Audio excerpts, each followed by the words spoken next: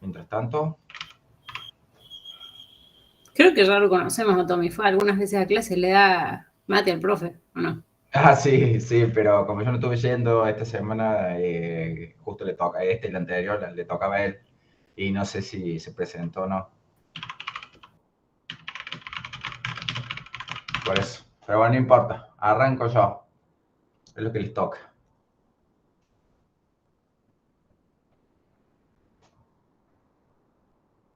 Que arranque el primero. O la primera.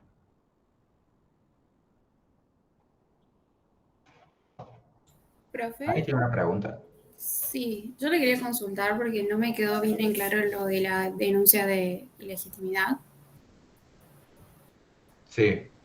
¿Qué sería en sí?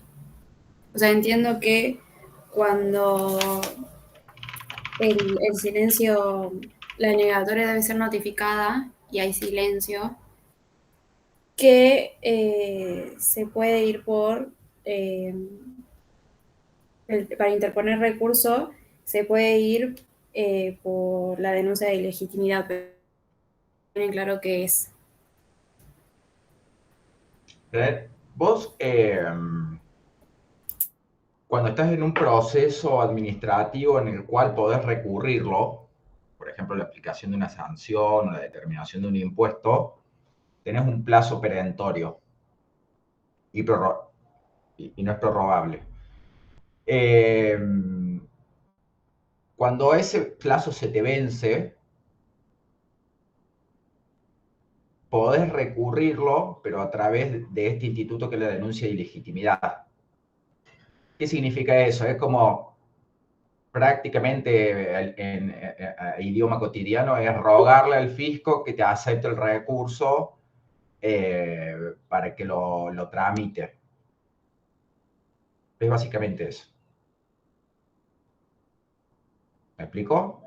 Sí, no se necesita ningún requisito, nada, o sea, simplemente si se vence el plazo, voy por esa vía. El único requisito que tenés que cumplir es poder recurrir el acto. Y no me estoy refiriendo al plazo, sino que ser el sujeto activo del derecho. O sea, a lo que me refiero, no puede ir un tercero a presentar la denuncia de legitimidad por parte del contribuyente. Es el único requisito, pero no hay ningún otro. Gracias, profe. Lo voy a poner en un caso práctico.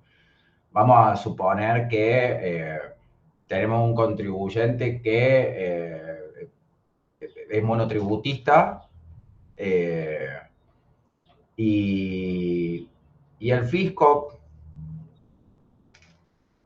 por X causa, porque lleva mal adelante un proceso de determinación de oficio, no llevan a haber determinación de oficio, ¿no? A ver. No. No, yo lo quité. Ayer con Eduardo vieron un poco.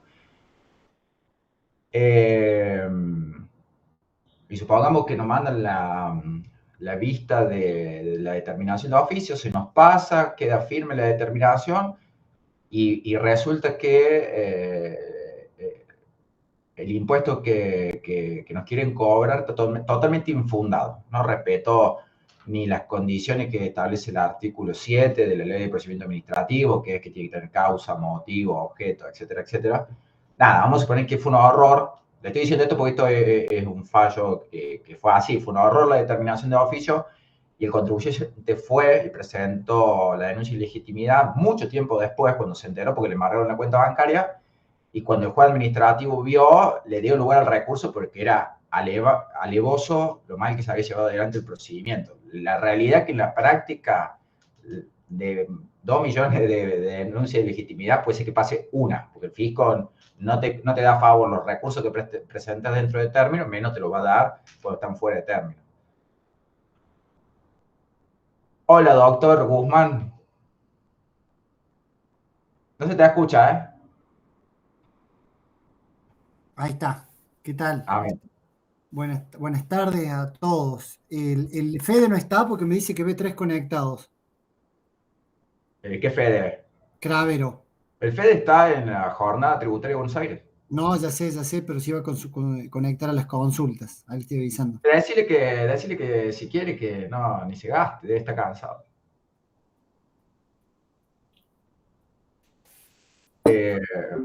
Siguiente pregunta. ¿Quedó claro, Valentina? Creo que era Valentina. Sí, profe, gracias. De nada. Vamos, chicos, sin miedo.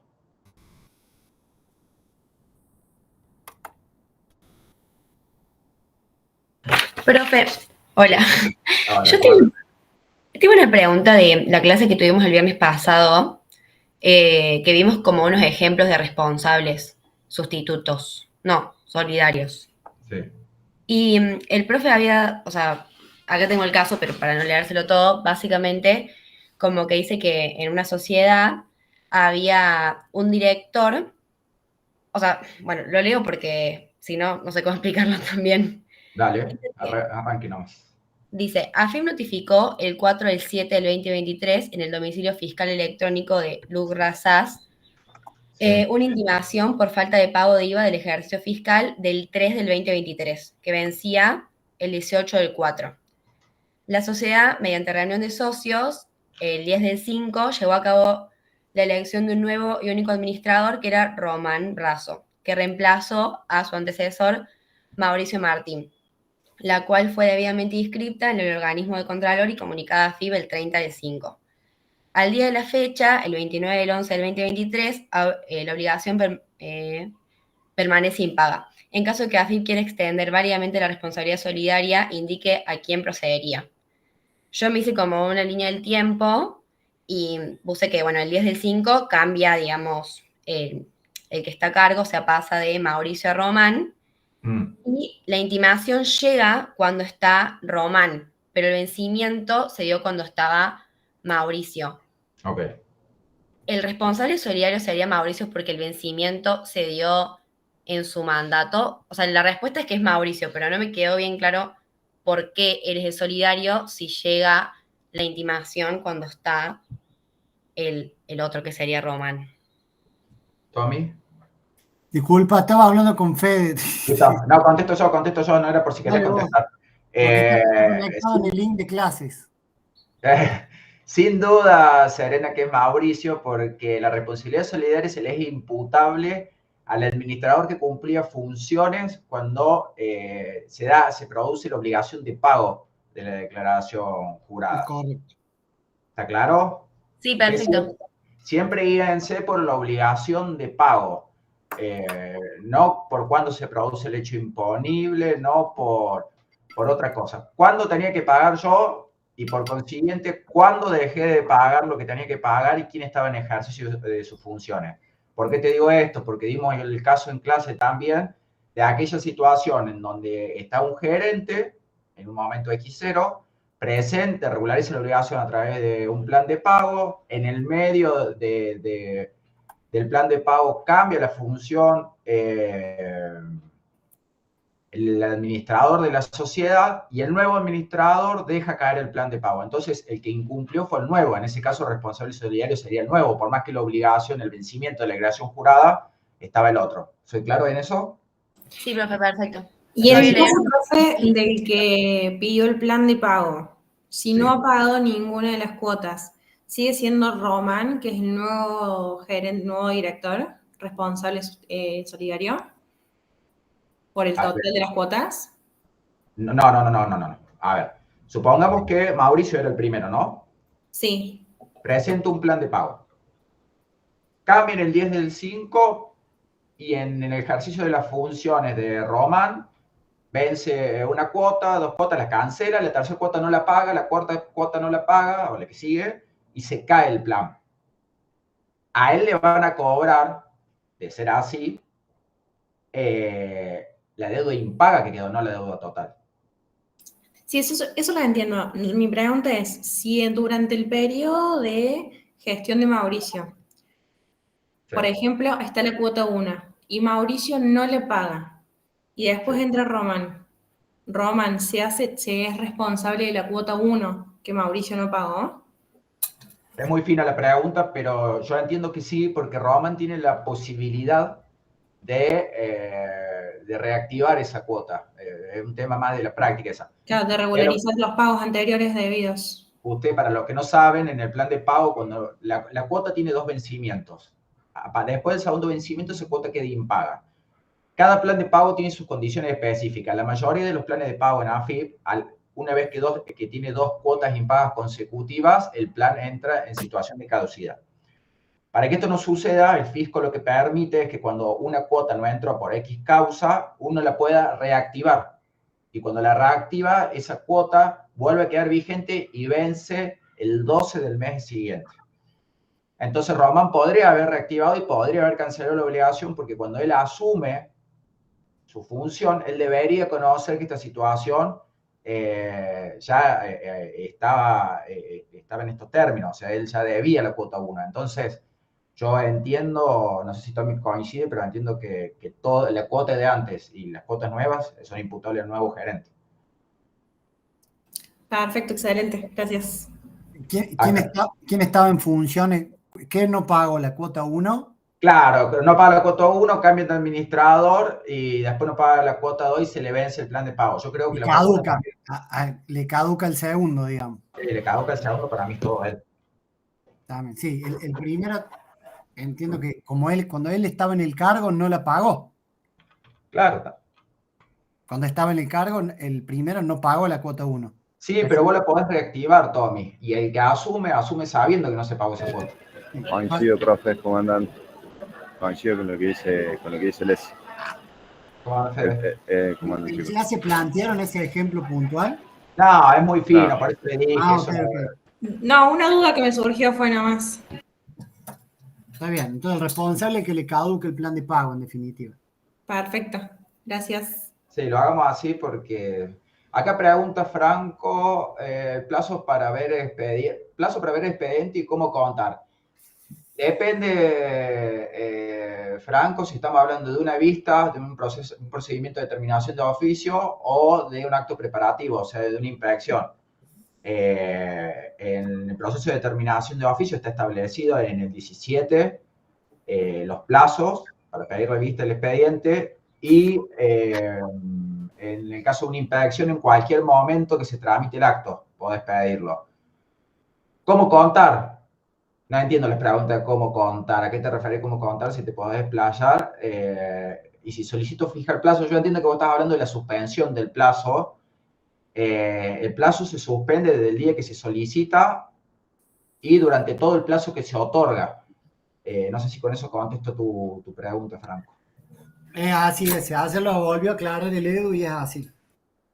No, por eso, pero no entiendo bien. Pregunta de plazo para ver expediente. ¿Cómo contar? No sé puntualmente porque vos tenés 2 tipos de actos en la administración, que son los actos preparativos y después los actos que determinan alguna cuestión. Entonces no son lo mismo. A la vista. Y es referido a lo que habló el profe. Claro, ayer yo no estuve, Tommy, vos estuviste. No, es que se refería cuando vos pedís vista para ver un expediente para los efectos de articular un recurso, que se suspende del pedido de vista y durante todo el tiempo que te otorguen en la vista. Ahora, si yo estoy en una fiscalización, que como decía Ezequiel, un acto preparatorio, ¿qué va a suspender, digamos? No, sí suspende todavía. Ahí, chicos, creo que un poco la pregunta viene por la diferenciación entre expediente digital y expediente físico. Pero a ver, para Fede, ahí vamos a eso. Tommy sí suspende. Por ahí. Pero en una fiscalización, yo quiero ver el expediente, estoy duro, pero ¿para qué? Si todavía no tengo una determinación. No, porque en la reforma de la ley de procedimiento administrativo, el 1 bis, si alguno me puede ayudar, creo que el inciso G del apartado, estoy perdido ya en tantas cosas. Inciso G en el apartado 7, creo que es. 7. Yo tenía una duda con eso. Dice que, si lo lees, Tommy, fíjate Sí. que dice que la vista suspenderá los plazos si uno solicita con fijación de plazo y explica en toda la situación y uno dice a los fines de requerimientos. Entonces, Okay. Bien, esa es una de las modificaciones. Sí, Entonces, Okay. No, está bien, ¿lo dieron en clase así? Sí, lo dimos en clase. Hay una aclaración, digamos, nada más. Es, digamos, justamente esto. Si el expediente llegase a hacer el expediente en formato digital, nosotros tenemos acceso al expediente en todo momento.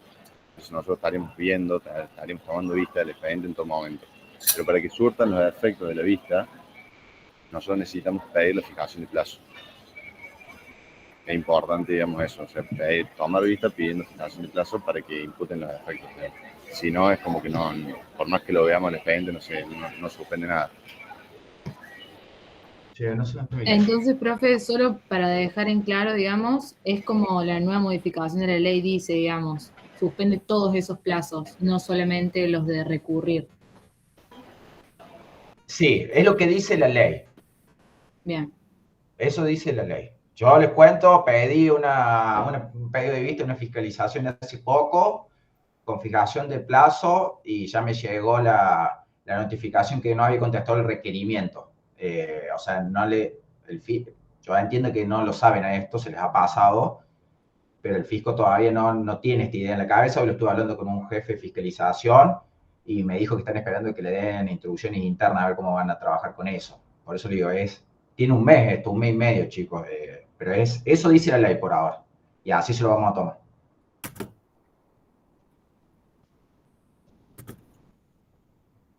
¿Alguna otra pregunta? Profe, ¿cómo le va? Buenas tardes. ¿Cómo andas, Ignacio? ¿Todo bien? En la orden de intervención, ¿se Sí. considera notificado fehacientemente si llega al domicilio fiscal electrónico? Es que en el 99% de los casos te va a llegar al domicilio fiscal electrónico. Ah, bien. ¿Y qué pasa si no lo abre? Por ejemplo, me llega el miércoles y yo no lo abro, ¿el lunes ya quedó notificado? Así es, señor. Bien, perfecto entonces. Gracias, profe. De nada. Profe, yo le pregunté eso a Guerrero el otro día y me dijo que si no lo abro no quedo notificado fehacientemente. ¿A mí me preguntaste? No, a Guerrero. Te lo pregunté al final de la clase y me contestó eso. Bueno, pero no puedo decir que no queda notificado fehacientemente porque no lo abrió, pero en los términos de normativa de domicilio fiscal electrónico se considera notificado el lunes siguiente. Está notificado fehacientemente y fehacientemente lo podemos discutir, pero está notificado. Claro, yo le pregunté qué se consideraba fehacientemente. Claro. Es muy de posgrado ese tema, Claro. pero para usted, para el examen, sí está notificado. Hay una discusión en qué fehacientemente, y es una discusión muy fina. O sea, para que ustedes vean, si a mí me deja un sobre con una de AFIP en la puerta de mi casa por alguno de los otros términos del artículo 100 de la ley de procedimiento tributario, y en el sobre no dice qué tiene adentro el contenido, y lo firme y yo aceptando el sobre, ¿yo estoy notificado fehacientemente o no estoy notificado fehacientemente? Ahí va la pregunta. El contribuyente podría decir, sí, me dejaron un sobre, pero no había nada dentro del sobre. ¿Entienden? Y esto porque es un caso que se dio en la práctica, lo recurrieron porque AFIP mandó una notificación y no decía el contenido que había dentro del sobre. Estaba la firma del contribuyente que lo había recibido, pero AFIP no se preocupó en poner qué es lo que había dentro del sobre y no se lo dio por notificado. Bueno, es la discusión que hay con el domicilio fiscal electrónico. No lo abrí, ¿estoy notificado fehacientemente? Para mí sí. Para mí sí. Pero es muy fina y es realmente de laboratorio la discusión esa. Y no tendría sentido discutir eso. Para mí sí está notificado y es mi opinión. Igual no va a ser una pregunta así en el examen ni de el tema para un tema de café o para otra discusión. Ese tipo de preguntas no se van a tomar tan finas. Lo que había preguntado el alumno era qué pasa si me llegaba algo un miércoles y yo no lo abría. Bueno, según la normativa de domicilio fiscal electrónico te consideras notificado un lunes.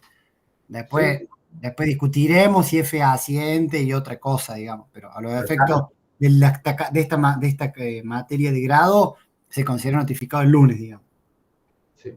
Tommy, me aguantes que voy a buscar la ley del auto que no la encuentro. Mira, anda. Ahí vengo, aguante a mí.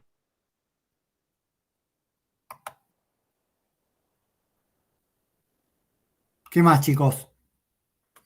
Aprovechemos que está el contador Cravero que estuvo presente en las clases, así que le vas a poder saber responder excelentemente, como siempre. Es más, está en un congreso de tributación ahora. Profe, yo tengo una consulta en cuanto al silencio de la administración. ¿Podría decirnos un ejemplo de cuándo estamos hablando del punto A y cuándo estamos hablando del punto B? Fede está ahí. Sí, Tommy, estoy acá. No sé si se me escucha bien, lo único. Luis, se te escucha perfecto. Vamos a la ley porque la verdad que memoria no tengo. Si alguno puede leerlo. ¿Lo puedes leer? Porque no lo sabemos de memoria. Sí, sí. El artículo 10 en el punto A dice, cuando se trate de pretensiones que requieran de ella un pronunciamiento concreto, se interpretará como negativa. Solo mediante disposición expresa podría conferirse el silencio en sentido positivo. Bueno, ahí introduce el silencio positivo. O sea, le baja una línea a toda la administración pública de que el silencio a partir de ahora se va a considerar positivo, cosa que antes no existía, digamos, o sea, no aparecía eso. Eso en cuanto a la. ¿Y cuál es la otra? O sea, yo entendí que el A en realidad decía que el silencio era negativo a menos que la ley Claro, diga, sí. A disposición expresa, o sea, si la ley te lo dice que es lo que va a empezar a pasar, por ejemplo, si tenemos algún caso en particular, por ejemplo, lo que hablamos con el profe de la exención de ganancias, ¿bien? La normativa va a tener que decir, o hasta el mismo aplicativo va a tener que decir que en caso de no contestar en X cantidad de tiempo, el silencio va a ser positivo. Acordate que después, en una parte de me parece que decía de los 60 días, que si no... Sí, nada dice, si las normas especiales no previeran un plazo determinado para el funcionamiento, no podrá exceder de 60 días. Exacto, entonces en definitiva está introduciendo este nuevo concepto, digamos, en sentido positivo. Eso en cuanto al 10A. ¿Quedó claro?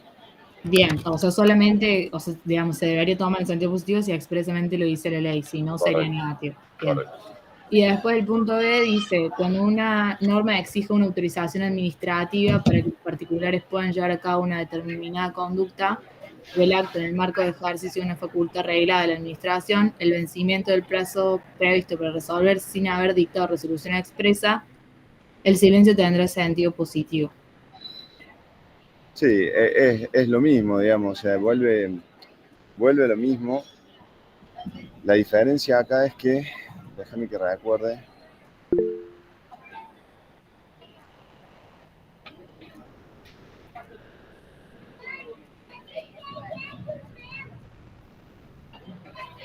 Sí, creo que la diferencia ahí no es solamente que dices, che, si no te resuelven nada, el silencio positivo. O sea, no recuerdo alguna diferencia entre la A y B concreta. Estoy tratando de hacer memoria. Profe, una consulta ahí. Sí. En el caso de la prórroga del 1 bis. Bueno, pero para que nos estamos yendo a otro tema. No, o sea, quería preguntarles. Sí entiendo lo de la prórroga, me decís si no dicen nada. Claro, ¿no entraría por el 10B en ese caso? A ver, sí, porque vos le estás pidiendo... Me parece que sí, porque así lo relaciona el profe. Exactamente, vos le estás pidiendo al 10B, digamos, vos le estás pidiendo al fisco que te resuelva un petitorio que estás haciendo. Sí, entraría por el B. Porque estás pidiendo una autorización a la administración. Sí, correcto, chicos. ¿Quedó más o menos la idea o los mareos? Bien. Sí. ¿Profe? Sí, diga. A mí me parece haber escuchado al profe Brosito, creo, que había hablado justo de la aprobación de la prórroga, que era una excepción del 10A. No sé si capaz que después decía algo del B. Por eso no quiero confundir. No, porque en la prórroga, que eso está en el 1 bis, ahí establece que que se entenderá por aceptada la prórroga si el fisco no contesta. Y si fuese denegada, tendrá que dar como mínimo 2 días hábiles para que el contribuyente pueda recurrir en su caso. o contestar un requerimiento, lo que sea. Claro, lo que estábamos viendo recién era la diferencia entre el 10A y B y el artículo del silencio. Sí. Entonces, ¿por dónde entraba justamente ese silencio? ¿Positivo? Claro.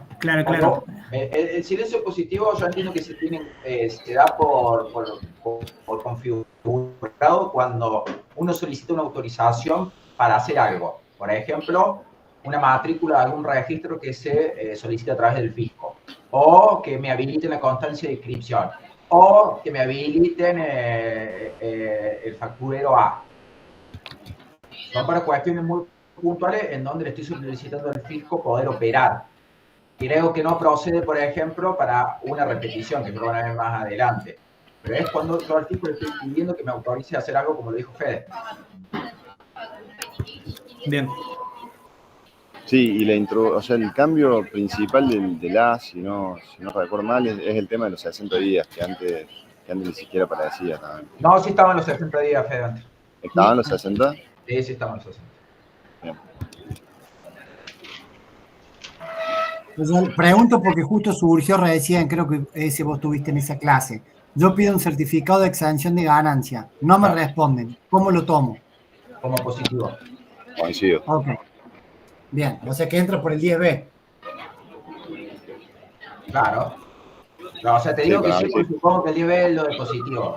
¿Plantearon ese caso en clase? Pido un certificado de exención de ganancia. No. No, entonces sí o no. Perdón. Me parece que sí lo planteamos, que trabajamos con el certificado de ganancia. Ya voy a repasar los apuntes bien que tengo y de última les dejo escrito una aclaración en el aula virtual, chicos. Así nos generamos más conclusión en el tema, me parece.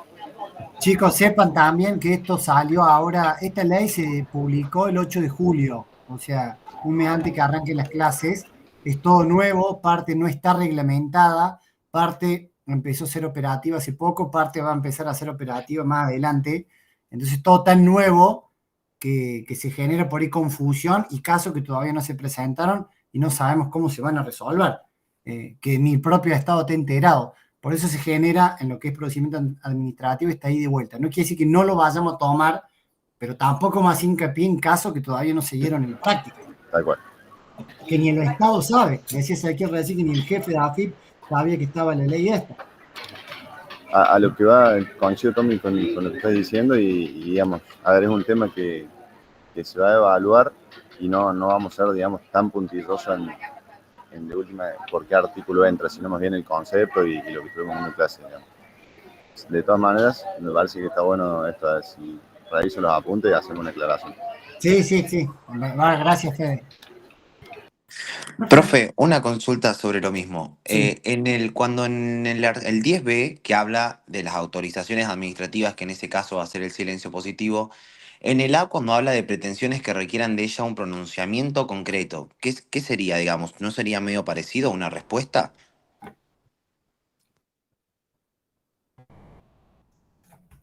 Son muy parecidas. No sé cómo lo dieron en clase ese y Fede, pero sí, son muy parecidas.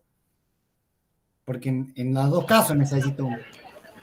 Tal cual. Yo encima no me acuerdo qué caso vimos ese. Si vos te acordás de memoria, yo me acuerdo que habíamos visto lo de la exención, pero no me acuerdo con cuál lo vinculamos.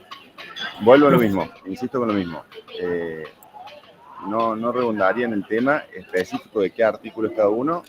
Déjennos que lo revisamos los apuntes y hacemos una aclaración, así no hay ningún tipo de duda al respecto. Me parece lo más prolijo. Sí, es aquí el creo. Sí, no, iba a comentarle, yo tenía el ejemplo, pero bueno, para no confundir más, espero a su corrección. Yo le quería preguntar también por la orden de intervención.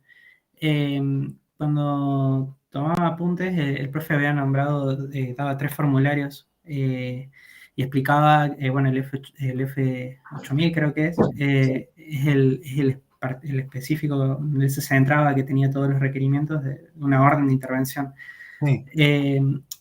Particularmente, ¿qué debemos saber puntualmente de la orden de intervención Lo que dice la ley, que para que proceda la orden de intervención, tienen que notificarte la OI, no importa el número de formulario, pero fíjate que la ley te pide datos, no lo sé de memoria, pero tiene que identificar correctamente al fiscalizado con el número de quit, razón social, etcétera.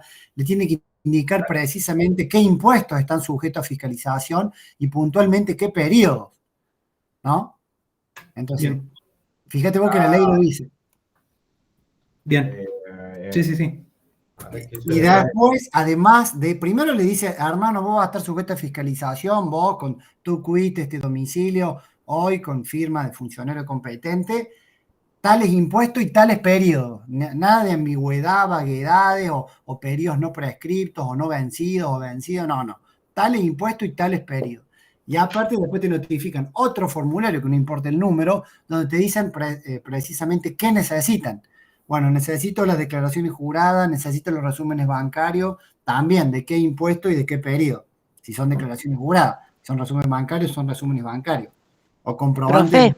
Sí. Disculpe, para aclararle, digamos, me parece que el profesor había dado esto de los ejemplos de los formularios para contestar a la respuesta de cómo se daba cuenta si estaba bajo a una fiscalización o una verificación. En cuanto a eso era.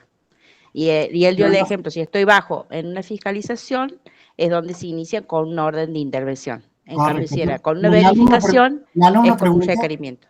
Pero el alumno preguntó qué tiene que tener una orden de intervención. Ah, bien. Eso está en el 36 agregado a continuación, chicos. Ahí está clarito en el primer párrafo. El alumno preguntó, me parece a mí, si no escuché mal, ¿qué tiene que tener una orden de intervención? Le dije eso. Ahí ya te enterás, como dijo Barrero en clase, que está sujeto a fiscalización. Sin ambigüedades, sin vaguedades, sin nada. Eso es orden de intervención. Punto y aparte, y absolutamente nada que ver. Otra cosa es una verificación, que ya es algo totalmente distinto, digamos. Ahí no está sujeto a fiscalización. Ahí es una comprobación que necesita hacer el fisco en el marco de sus facultades. Pero ahí te pide puntualmente algo, una información que necesita verificar como su título lo dice. Pero eso no es un orden de intervención. De hecho, eso no está en el 36.1. No sé si le quedó claro al alumno que preguntó. Santiago. No, sí, profe, me quedó claro. Yo me acuerdo que había nombrado, era como decía Marisa, había nombrado las diferencias entre ambas y claro. Listo, sí, de eso. Fíjate que la orden de intervención a partir de la reforma de la ley 27.430 ya tiene rango de ley, o sea, ya está puntualmente la ley. Antes lo que tenía que tener una orden de intervención salía de una instrucción de AFIP, ¿no? de normativa emitida por el Poder Ejecutivo. Ahora se tiene rango de ley. Ahora, no cualquier cosa es una orden de intervención. ¿Se dio en clase, se desarrolló más las diferencias que hayan entre una fiscalización y verificación o se nombró en esa parte? En clase se explicó lo que es orden de intervención, se hizo hincapié. No sé cómo es tu pregunta. No, quería saber si me había perdido. No recuerdo que se haya focalizado bien la diferencia entre verificación y fiscalización. Entonces, no, porque la ley habla de verificación y fiscalización en general. ¿Cuáles son las facultades de verificación y fiscalización que tiene el fisco? ¿No? No habla de la orden de intervención y la verificación de la que estamos hablando recién. El fisco tiene facultad del 33 a 36 para verificar, fiscalizar la materia imponible, etc. Punto y aparte. Aparte, hay un instituto que se llama orden de intervención, que está específicamente legislado en el 36.1, que se llama orden de intervención. De hecho, si vos te fijas, lo estoy viendo ahora, dice orden de intervención, a efectos de verificar y fiscalizar, pero ese verificar no se está refiriendo a que es una verificación. Guerrero dio la diferencia porque dijo, ojo, no cualquier nota que te lleva a AFIP es una orden de intervención. Para que tenga una orden de intervención, tiene que estar en la fecha, los funcionarios, nombre, apellido, razón social, quit, impuesto, periodo, funcionario competente. Entonces, él hizo hincapié en cuándo se produce lo que es el instituto de lo que es la orden de intervención. Porque te puede pasar que después de la práctica, el fisco te manda una mera verificación que es totalmente otra cosa, digamos. Listo, excelente, profe. A ver si puedo, les voy a mostrar la diferencia entre una OI y una verificación. Así la ven. Mientras tanto, sigan preguntando que las tengo que buscar. Profe, yo tengo una pregunta puntual sobre los plazos. Cuando se habla de plazos en meses, nosotros hemos visto que, por ejemplo, si a mí yo tenía un plazo de un mes y contaba desde, no sé, el 31 de un mes y el mes siguiente no tenía 31, el vencimiento caía el último día del mes. Del mes siguiente, sí. Sí, si ese día cae inhábil, ¿pasaría al primer hábil siguiente? No sé si plantearon ese caso, Fede, en clase. No, no lo planteamos, pero a ver, planteemos. Bueno, no lo vimos, no lo vimos. No, si tenés un mes, si te dan un mes y vence ese, bueno, te notifican un 31 de 31 de agosto y te dan un mes, o sea que tenés hasta el 30 de septiembre y el 30 de septiembre cae domingo, ahí tendríamos un criterio prudente, sería presentarlo el día hábil inmediato anterior. Ok. Coincido. Era un criterio prudente porque vos tuviste todo, no es que tenés que esperar el mes, vos tuviste todo el mes. Bien. Y los plazos en meses son en meses, no son en días. De todas maneras, no recuerdo haber visto algo que sea plazo en meses ni tampoco lo vamos a evaluar porque eso no se da en la práctica. Okay. No, los plazos en meses, Tommy, están en la reorganización societaria, en la ley de ganancias. Ahí hice 3 meses corridos, pero si mal no recuerdo. Claro. Que antes era el 77 y el 78, ahora ya no sé dónde sí, queda. Ahora se modifican. Sí, en la ley 11.683 no hay plazos en meses, no hay plazos en meses, digamos. Entonces, no lo evaluamos porque prácticamente no se da, digamos. A ver, ahí ya les voy a compartir.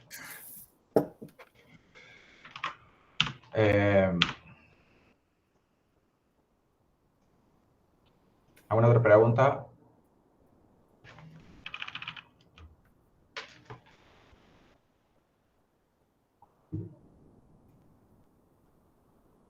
¿Están todos esperando que muestre?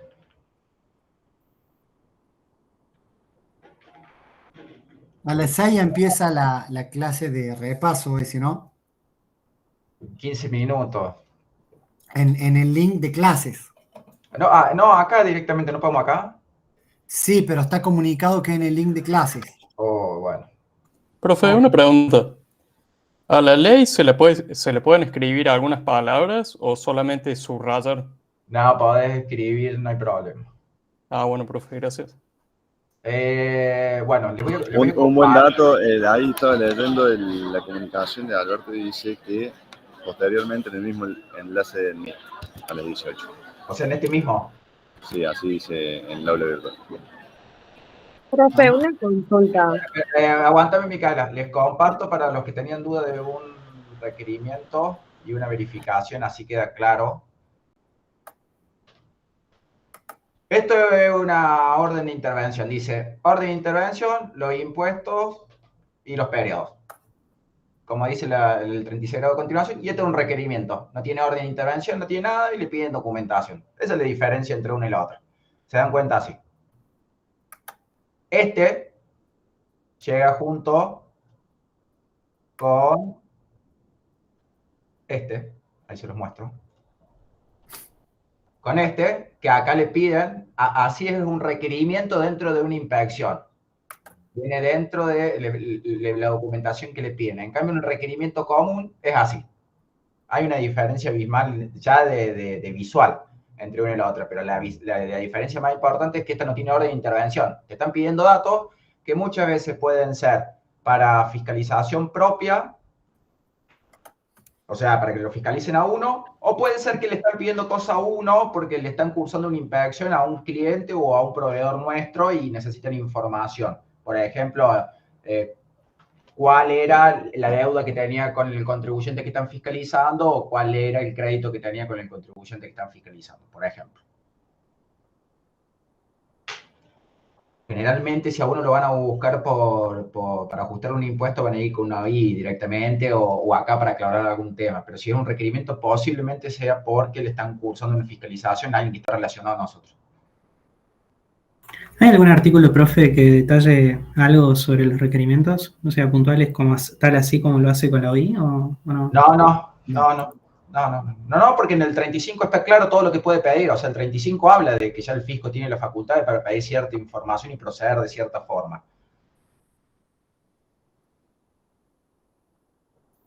Así que no hace falta que esté regularizado. Lo que pasa es que antes la orden de intervención, como dijo Tomás, antes del 27430, te venía la orden de intervención y no te ponían ni impuestos, no te ponían nada y te decía, tráeme la documentación. Y vos no sabías qué te estaba, o sea, se violaba totalmente el principio de certeza jurídica. No sabías por qué te estaban buscando, qué estaban haciendo, cuál era el alcance en cuanto a los plazos y los impuestos. Entonces, por eso que se incluyó el 36 de grado de continuación, para darle un poquito más de certeza al acto. Sí, para asegurar el derecho de defensa, como decía Ezequiel, y aparte, porque ahora la orden de intervención es una fecha importante en los efectos de ver si gozo, reducción, o mejor dicho, exhibición de sanciones. Entonces ya la orden de intervención no es algo que debería depender de la voluntad del Poder Ejecutivo mediante una instrucción, que por ahí no son de conocimiento público o no tienen la validez de una ley. Entonces ahora ya le dieron rango de ley. Ahora eso es importante, es un instituto importante para asegurar el derecho de defensa, para que el fiscalizado sepa que está sujeto a fiscalización, que sepa que está sujeto a fiscalización y sepa a partir de esa fecha el tema de lo que es reducción y exhibición de sanción. Verificación, por ejemplo, otro caso que puede darse es, por ejemplo, uno puede computarse, por ejemplo, puede pasar que en la declaración jurada del IVA te hagan una retención, supongamos, vos presentás el mes de agosto, te vence el 20 de septiembre. Y el 10 de septiembre te pagan una factura de agosto y te retienen el IVA. Si bien esa retención te la hicieron el 10 de septiembre, como se refiere a un pago de una operación que vos la tenés facturada y declarada en agosto, esa retención la podés computar en la declaración jurada de IVA de agosto. Entonces, si te pasa recurrentemente, porque hay algunos clientes que le pasa, que hacen una factura el 31 de agosto y el cliente le paga el 10 de septiembre o el 15 de septiembre. Entonces, el cliente puede tomar ese pago en cuenta porque es imputable el periodo de agosto. Entonces, los registros del fisco pasa después que comprueba las retenciones sufridas en un periodo con las que computó el contribuyente y no le cruzan. Porque, claro, el contribuyente, el que le pagó el cliente, declara esa retención de IVA en septiembre, pero el contribuyente se la tomó en agosto. Entonces, como no cruza, te hace una verificación porque no cruzan las retenciones. Si bien el monto a lo largo del tiempo coincide, no coincide mes a mes. Entonces, por te hace una verificación y te dice, explíqueme el detalle de las retenciones computadas en su declaración jurada de IVA de tal periodo. Entonces, vos se lo explicas, que me ha pasado, y bueno, queda ahí, en la nada. Es una mera comprobación de una situación muy puntual.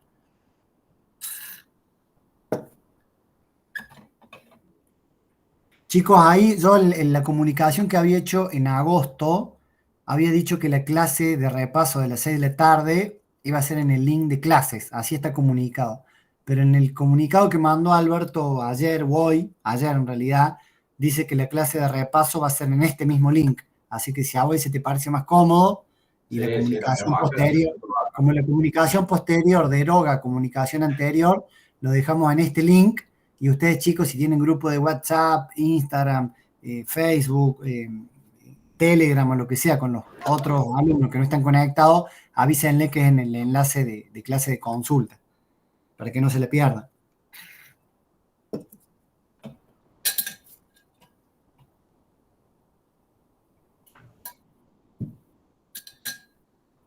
Me esquivaste la propuesta que te hice el otro día en el grupo, Tommy. ¿Qué decía? Me invite a tomar una birra. Ah, sí, por supuesto. Vayamos después, el lunes después del examen, vamos a tomar algo. ¿En serio? Estaría bueno. Bueno. Invitamos a los alumnos también.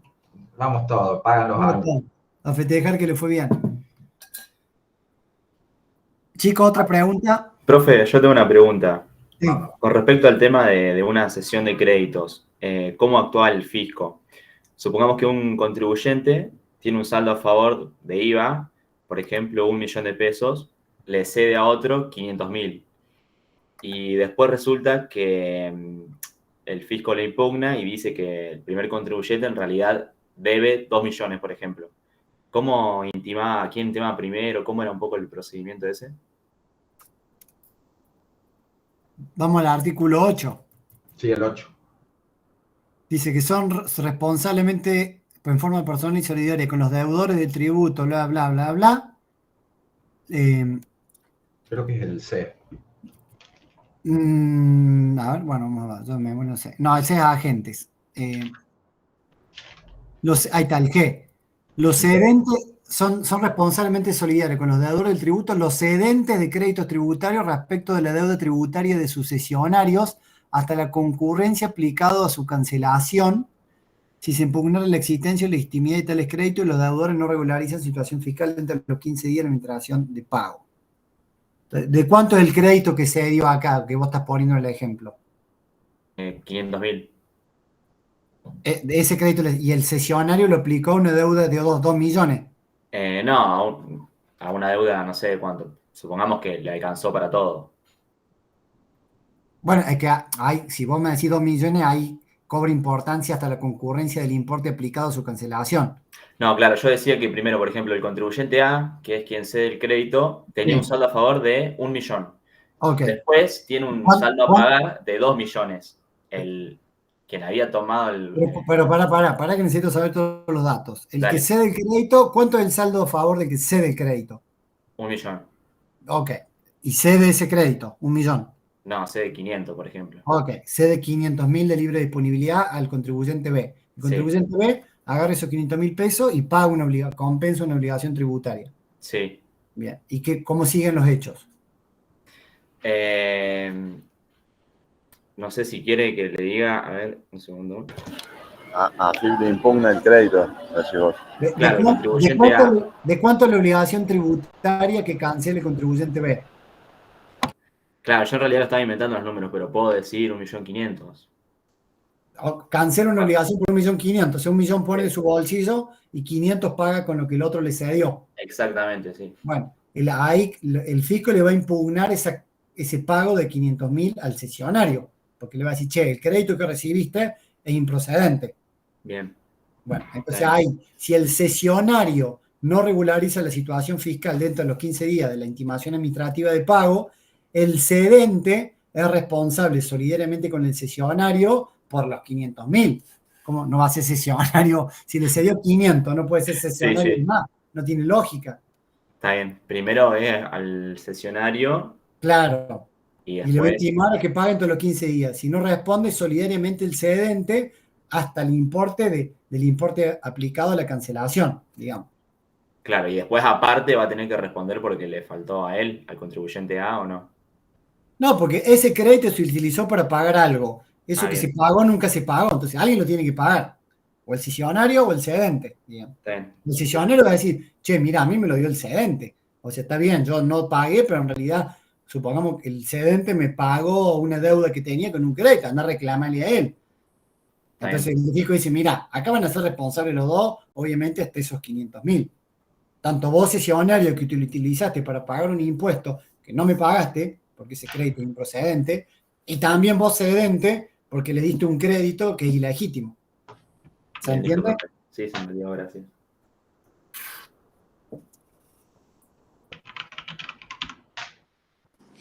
Profe, yo tengo una consulta cuando con las declaraciones juradas que son rectificativas en menos, Sí. cuando, o sea, no el caso de la excepción, o sea, supongamos que la diferencia sea mayor al 5%, en ese caso, la plata, digamos que pagué de más, o sea, porque tendría que pagar la original, la declaración jurada original. Puede ser que no la hayas pagado.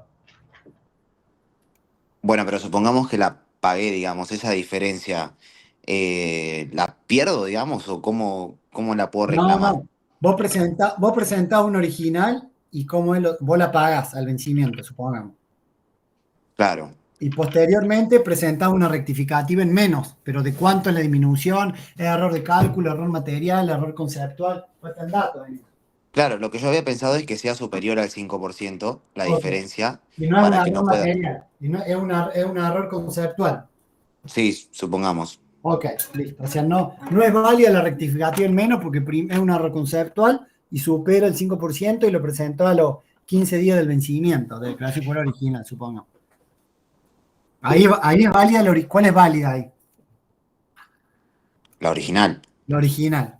No cumple con las condiciones para que sea válida la rectificativa. Claro, o sea, en esos casos, digamos, es responsabilidad de quien presentó, quien armó la declaración jurada, digamos. O sea, no hay Sí, forma de reclamar porque es un error propio. no. Ahí vos, si querés que la rectificativa sea válida, tenés que iniciar un procedimiento por el artículo 81 que se llama de repetición. Entonces, si el original daba 100 y la rectificativa da 85, pero vos ya pagaste los 100, la válida va a ser la original. Para que te devuelvan esos 15 que vos pagaste en exceso, lo vas a tener que hacer mediante un procedimiento de repetición. ¿Se entiende? No es que los perdiste para siempre. Después está en la facultad del fisco de darte el lugar o no, y si no te da el lugar, tenés vía recursiva que ya la vamos a dar. Pero la válida va a ser la original. Perfecto. Gracias. Yo te consulto porque si los perdiste. No los perdió, digamos. Claro, simplemente, digamos, o sea, no le van a aceptar la rectificativa, sino que es como otro Exactamente. proceso aparte, digamos, por otro artículo. Exactamente. Bien. Exacto.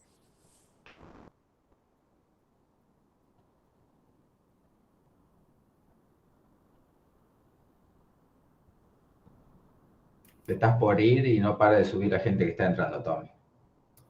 Por eso sube la gente, porque me estoy por ir yo. No, amigo. ¿Alguna otra pregunta? Ahí, ¿quién preguntó recién? ¿Qué alumno? Ay, no vi. Yo, profe. Santiago. Santiago, un caso que se dio en la práctica, que fue real, por ejemplo, eso que vos preguntas, viste que antes estaba vigente, no sé si vos estabas estudiando, pero para lo que estamos viejos, estaba vigente el impuesto a la ganancia mínima presunta. Entonces, había un contribuyente que presentaba esa declaración jurada y pagaba el impuesto a la mínima presunta, ¿no? Daba 100, supongamos, todos los años. ¿Qué pasó? Después salió un fallo que dijo que si vos tenías quebrante impositivo y contable, no correspondía pagar el impuesto a la ganancia mínima presunta, ¿no? Que en un periodo fiscal vos tenías quebrante impositivo y contable, vos no tenías que pagar el impuesto. De hecho, lo sacó después una instrucción de AFIP interna. Entonces, ¿qué hicimos con este contribuyente que había presentado el original? Había declarado el impuesto y lo había pagado. En los periodos fiscales que tuvo quebrante impositivo y contable, presentamos la rectificativa en menos, que por ese momento no era válida, e iniciamos un procedimiento de repetición. Pero la rectificativa en menos no era válida hasta que AFIP apruebe esa solicitud de repetición.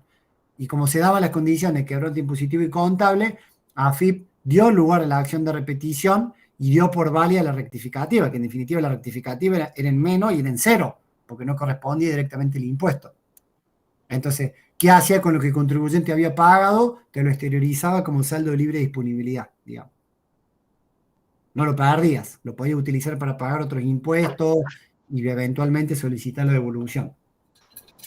¿Quedó claro? Sí, profe. Gracias. Chicos, ¿alguna otra duda antes que sean las 18? Ya son. En mi compu ya lo son. Así que te puedes quedar, Tommy. 5:58 tengo yo.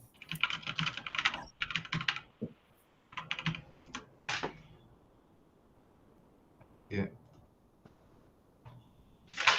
Bueno, chicos, si no hay más dudas, arranca y se nomás con... Me quedo un ratito. Así te acompaño. Profesor, los saludo. Éxito en la clase.